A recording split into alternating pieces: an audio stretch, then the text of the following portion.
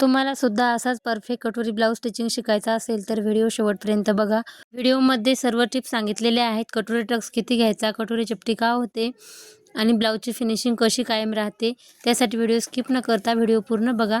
चला तुमचा जास्त वेळ न घेता व्हिडिओला सुरुवात करू। चॅनलवर जर नवीन असाल तर चॅनलला सबस्क्राईब करा, व्हिडिओला लाईक करा आणि कमेंट करायला विसरू नका।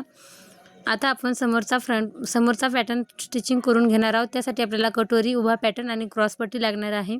कटोरी स्टिचिंग करता वेळेस आपल्याला गळ्याच्या साईडने कटोरी स्टिचिंग करायची आहे।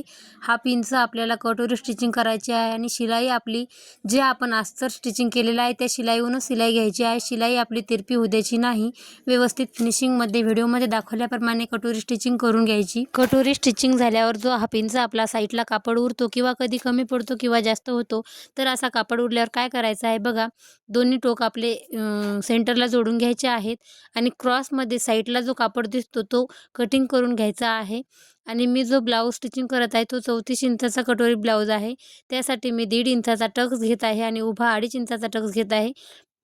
तुम्ही टक्स मोजून घ्या। माझी प्रॅक्टिस झालेली आहे, मी अंदाजीच घेतलेला आहे, पण 34 इंचासाठी आपल्याला 1.5 इंचाचा आडवा आणि 2.5 इंचाचा उभा टक्स लागतो।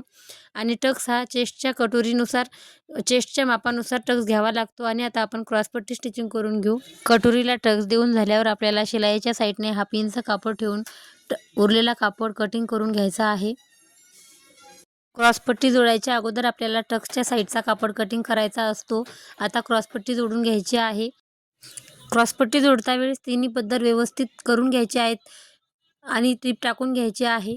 फिनिशिंगमध्ये क्रॉसपट्टी स्टिचिंग झाल्यावर पूर्ण ब्लाऊज आपल्याला गोल करून घ्यायचा आहे आणि दोन्ही कापडमध्ये ब्लाऊज ठेवायचा आहे आणि साईडने आपल्याला 1/2 इंचावर टिप टाकून घ्यायची आहे। व्हिडिओमध्ये दाखवल्याप्रमाणे नक्की ट्राय करा, व्यवस्थित फिनिशिंगमध्ये तुमचा सुद्धा ब्लाऊज बसेल। जर तुम्ही चॅनलवर नवीन असाल तर चॅनलला सबस्क्राईब करा, व्हिडिओला लाईक करा आणि कमेंट करायला विसरू नका। पूर्ण ब्लाऊज आता पलटी करून घ्यायचा आहे। आता या पॅटर्नला आपल्याला बटन पट्टी तयार करायची आहे। त्यासाठी तुम्ही बघू शकता 2 इंचाची मी पट्टी तयार करणार आहे। पट्टी आपल्याला 1/2 इंच फोल्ड करून ब्लाऊज पॅटर्नला स्टिचिंग करून घ्यायची आहे। ब्लाऊज पॅटर्न उलट्या साईडकडून आपल्याला पट्टी स्टिचिंग करायची आहे आणि दाबटीप टाकायची आहे दाखवल्याप्रमाणे। आणि परत एक 1/2 इंचावर पट्टी फोल्ड करून आपल्याला पट्टीवर सुद्धा एक टिप टाकायची आहे फिनिशिंगसाठी।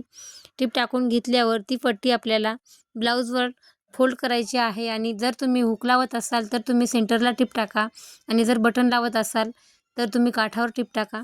उरलेली पट्टी आता आपल्याला कटिंग करून घ्यायची आहे आणि व्यवस्थित ब्लाऊज फिनिशिंगमध्ये तयार आहे। कटोरी ब्लाऊज कटिंग आणि स्टिचिंगचा जर पूर्ण व्हिडिओ तुम्हाला जर बघायचा असेल, ब्लाऊज स्टेप बाय स्टेप शिकायचं असेल तर तुम्ही चॅनलला सबस्क्राईब करा, बेल आयकॉन क्लिक करा, म्हणजेच तुम्हाला रात्रीच्या 9 वाजताच्या लाईव्हची नोटिफिकेशन तुम्हाला येईल। तर कसा वाटला व्हिडिओ कमेंटमध्ये नक्की सांगा। तोपर्यंत बाय बाय, भेटूया लाईव्हमध्ये।